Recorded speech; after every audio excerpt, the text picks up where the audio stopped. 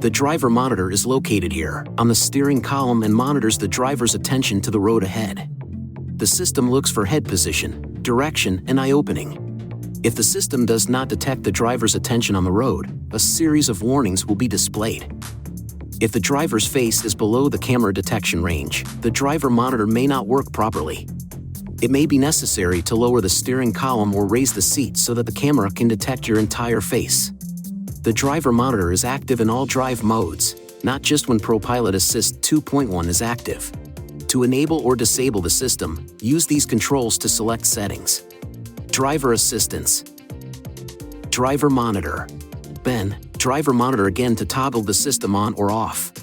ProPilot Assist 2.1 will not function when the system has been disabled.